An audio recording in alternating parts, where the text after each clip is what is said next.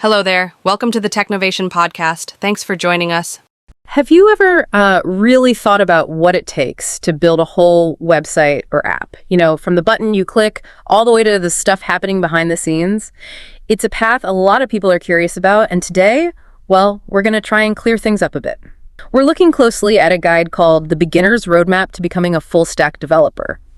We're basically treating this as a shortcut, trying to figure out the key skills and the decisions you need to make to build whole applications. Yeah, exactly. Our goal here is to pull out the really important bits from this roadmap. Think of it less like a list and more like understanding the why behind each step. So you should leave this really knowing what being a full stack developer actually involves, how all those pieces connect. Okay, so let's start right there. What is a full stack developer exactly? The roadmap uses this term bridge builder, which I think is quite helpful. It really is. Being a bridge builder, it means you're connecting what the user sees and interacts with, that's the front end, with all the, let's say, complex machinery running in the back end. And that immediately brings up a question, right? What are these different parts? Right. So the roadmap breaks it down into three main areas. First, there's the front end or the client side. That's everything you see and touch on a website or app. Buttons, forms, menus, the whole visual experience. It's built right there in your browser. Then you've got the back end, the server side. This is like the engine room. It handles things like databases, security, user logins, the core logic of how the application works. It talks to the front end through APIs. That's the powerhouse, doing the heavy lifting. And the third piece, which is super important, is DevOps. This is all about deployment, making sure the application actually runs smoothly out there on the internet. So things like cloud servers, making sure it can handle lots of users, monitoring it. And putting it all together, you see how a full stack developer is really involved in the whole life cycle. From the first idea, sketching it out, coding it, and then actually getting it live and keeping it running. It's quite a scope. Before we even talk about specific coding languages, the roadmap really hammers home the need for a solid foundation. So for someone just starting out, what does that actually mean? What's this groundwork? It's about understanding the world your code lives in, like how the web actually works. You need to get your head around basic concepts like HTTP, what DNS does, the whole client-server relationship. These aren't just buzzwords. Knowing them helps you solve problems later. Then there's command line basics, just being comfortable navigating and running things in that text interface. Super useful. Okay. And maybe the most crucial bit, version control with Git and GitHub. I mean, this is fundamental for working on any project, especially with others. Yes. Tracking changes, rolling back mistakes, collaborating, it's essential. And the roadmap actually suggests places to learn this stuff, right? Like Free Code Champ for Git or Codecademy for how the internet works. That's really helpful for you, the learner, because you know exactly where to start looking. It takes some guesswork out. Definitely. It gives you concrete starting points. All right, foundation's down. Let's get into what often feels like the fun part for beginners, the front end. Building the stuff you can see. Yeah, this is where things often click visually. So the roadmap lays out the three core technologies here. First up is HTML. It's not just about putting text on a page, it's the actual structure. The roadmap mentions semantic tags, things like header, footer. Using these isn't just neat, it's important for accessibility and how search engines see your site. Makes your code more professional too. So the skeleton. Exactly. Then you have CSS, which is all about the styling, colors, fonts, spacing, borders, look and feel. But crucially, it's also about layout. Mastering things like flexbox and grid is key. And responsive design, making sure your site looks good and works well on phones and tablets, not just desktops. That's non-negotiable these days. Right, making it look good everywhere. And the third piece is JavaScript. This is what brings the page to life, makes it interactive. You need to learn the basics, variables, functions, loops, conditionals. And then really importantly, things like DOM manipulation, changing content on the page dynamically, and event handling, like responding when a user clicks a button or types something. Okay, so HTML for structure, CSS for looks, JavaScript for making it do things. That's the core. And then there are tools and frameworks built on top of these. Yes, absolutely. The roadmap highlights React.js as, well, probably the most popular front-end framework right now. Very much in demand. Okay. But it also mentions others you might explore later, like Vue.js or Angular. And for CSS, tools like Tailwind CSS or Bootstrap can help you style things faster. Got it. And how do you practice this? The roadmap suggests projects. Yeah, practical application is key. It suggests things like building your own personal portfolio site. That's a classic starter project. Or maybe a to-do list app or a simple weather app that fetches data from somewhere online using a public API. Right. Build something real. Exactly. And that raises a good point. How do you know when you're ready to move on? It's less about knowing everything and more about feeling, comfortable with those core ideas. Can you build a simple interactive thing? Makes sense. Okay, so once you're feeling reasonably good about the front end, the roadmap points towards the back end, the engine room. And here, the first big choice seems to be the programming language. That's right. And the key advice is pick one to start with. Don't try to learn them all at once. So options include JavaScript, using Node.js and Express. This is really popular, especially if you already know JavaScript from the front end. It lets you use the same language everywhere. Pretty efficient. Okay, stick with JavaScript. Or there's Python with frameworks like Django or Flask. Python's known for being quite readable, often good for beginners. Heard that too. Then you have languages like Java, C#, or maybe Go. These are often used in bigger companies for larger, more complex systems. Each has its own strengths, its own ecosystem. So choose one and stick with it for a while. Pretty much. And regardless of the language, there are core concepts you'll need to grasp, like designing REST APIs. That's how different parts of your application, or even different applications, talk to each other and exchange data. Okay, the communication rules again, but for the server side. Exactly. And authentication, how you handle user logins, keep track of who's logged in using tokens or sessions. Oh. Security is paramount here. Right. And understanding middleware, which are like functions that handle requests as they come into your server and before responses go out, lets you add logging, authentication checks, that kind of thing. Got it. And databases are central to the back end, right? Oh, absolutely essential. Uh-huh. That's where your application's data lives. The roadmap mentions two main types. SQL databases, which are relational, like PostgreSQL or MySQL. Think tables with rows and columns. The traditional kind. Yep.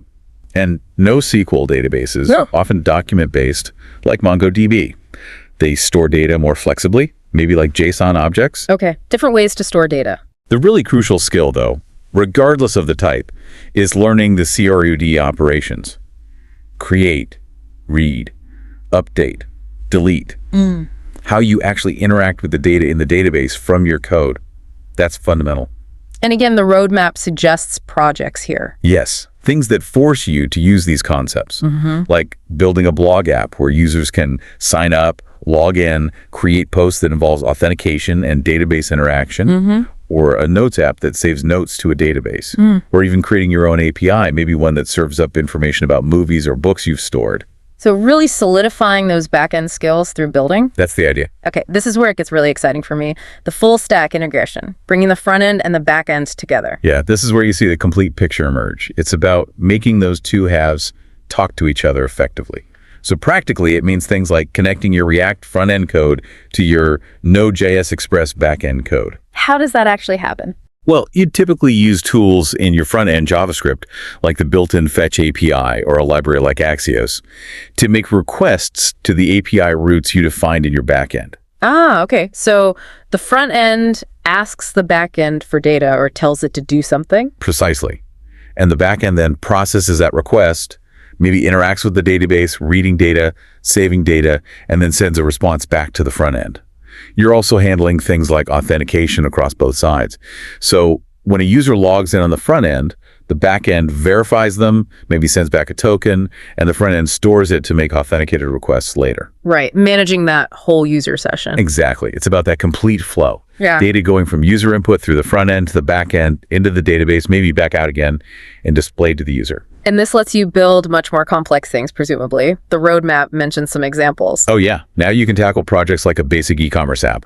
You'd have a front end showing products, a back end managing inventory and orders in a database, handling a shopping cart, maybe even integrating with a payment processor API. Wow, okay. Or a social media, clone profiles, posts, likes, comments, all requiring front end display, back end logic, and database storage. That sounds like a serious project. It is, but it uses all the skills. Or even a real-time chat application using something called WebSockets, where messages appear instantly without you having to refresh. That requires tight integration. So building these integrated projects really shows you understand the whole stack, right? Absolutely. It proves you can connect all the dots. You're not just a front-end dev or a back-end dev anymore. You're architecting the whole system. That's a huge step up in capability. Okay, you've built this amazing full stack application, but it's still just on your computer. The next step is getting it online. DevOps and deployment. The roadmap calls this the final step. Or maybe the final mile is a better way to put it, because it's crucial. Your work isn't done until people can actually use it. So the roadmap talks about different ways to deploy. For just a front-end site, maybe your portfolio, there are platforms like Netlify or Vercel that make it super easy, almost drag and drop sometimes. Okay, simpler for front-end only. Yeah, for full-stack applications where you have both the front-end and the back-end server running, you need different services. The roadmap mentions Render, Railway, maybe Heroku, although its free tier changed recently. These platforms are designed to host both parts. Gotcha. So places that can run your server code too. Exactly. And then for more complex needs or bigger applications, you might look at the major cloud providers, AWS, Google Cloud, GCP, Microsoft Azure. They offer a ton more services and control, but also have a steeper learning curve. Right, the big players. A key thing the roadmap points out is using version control, like GitHub, throughout this. You push your code changes to GitHub, and often these hosting platforms can automatically deploy your application whenever you push an update. So it streamlines the process. Hugely, which leads into CI/CD pipelines, continuous integration, and continuous deployment. This is about automating the testing and deployment process. So every time you push code, it automatically runs tests, and if they pass, it deploys the new version. It's really efficient and reduces errors. That sounds pretty advanced. It can be, but even basic CI/CD is becoming standard. The roadmap also mentions containerization with Docker. It calls it optional but powerful. Docker lets you package your application and all its dependencies together in a container so it runs exactly the same way anywhere on your machine, on a colleague's machine, on the server. Really useful for consistency. Okay, lots of options there. What are the beginner goals for deployment then? The roadmap suggests keeping it simple at first. Goal 1, just get your portfolio site deployed using something like Netlify. Goal 2, deploy your first full stack application, maybe using a free or cheap tier on Render or Railway. Just experiencing that process of making something live is invaluable. Get something out there. Makes sense. Now, the roadmap also stresses that coding isn't the only thing. There's professional growth too. Where does that start? It really starts with showcasing your work. The roadmap emphasizes building a portfolio. Have at least, say, 3 to 5 solid projects you've built hosted on GitHub, and then create your own personal developer website where you can present these projects nicely, talk about your skills. It's your online resume, basically. No, show, don't just tell. Exactly. But beyond that, there are the so-called soft skills, which are actually incredibly important. The roadmap points out having a strong problem-solving mindset. You'll hit roadblocks constantly. How do you approach figuring them out? Right, resilience. And collaboration. Can you work well with others? That includes things like pair programming, using GitHub effectively for teamwork. Reviewing code. Teamwork makes the dream work, as they say. Yeah. And clear communication. This is huge. Can you explain technical ideas to people who aren't technical? Can you document your code well? Can you articulate problems and solutions? Super valuable. It's not just about talking to computers. Not at all. Then, thinking about getting a job, the roadmap gives some direct advice. Learn common interview questions, especially around data structures and algorithms. They come up a lot. The dreaded algorithm questions. That'd be tough, yeah. So practice. Use platforms like LeetCode or HackerRank to hone those skills. And then be proactive. Actively look for internships or maybe small freelance gigs. Getting that first bit of real-world experience, even if it's small, makes a big difference. Okay, so build projects, practice problems, get experience. That's the core loop for job readiness. And finally, the roadmap touches on what happens after you become a full-stack developer. It emphasizes continuous learning and even specialization. Right, because tech never stands still. What kind of paths does it suggest? Well, you could decide to focus more heavily on the front end. Maybe get deeper into UI/UX design principles, making things not just functional, but beautiful and intuitive. Or explore mobile app development using frameworks like React Native, which lets you use your React skills for mobile. Interesting. Sticking with the user interface side. Or you could lean more into the back end. Explore things like microservices architectures, breaking large applications into smaller, independent services. Or learn GraphQL, which is an alternative to REST APIs. Or get really deep into cloud services and APIs from AWS or Google Cloud. Okay, digging deeper into the engine room. And of course, you can continue your full stack growth. Learn technologies like TypeScript, which adds static typing to JavaScript for better code quality and catching errors early. Or frameworks like Next.js, which builds on React and adds features like server-side rendering. Or explore serverless architectures, which can simplify deployment and scaling for certain types of apps. Wow, so lots of directions you can go, even after mastering the basics. The learning never really stops, which is part of the fun, I think. So we've covered a huge amount of ground looking at this beginner's roadmap to becoming a full-stack developer. If there's one core message to take away, what would you say it is? I think the roadmap puts it perfectly.